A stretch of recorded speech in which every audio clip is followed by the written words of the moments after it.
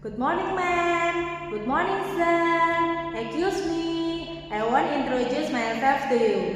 My name is Ika Fauzul Ana. I'm 28 years old. I'm Muslim. I'm married. I have one children, 4 years old.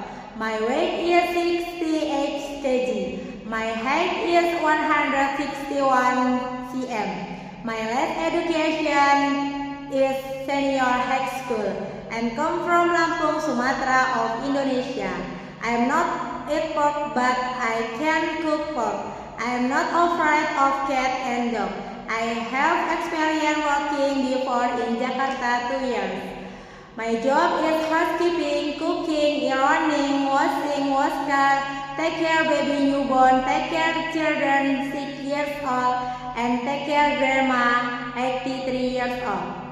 I want to go to Hong Kong because I want to earn more money for me and my family in the future.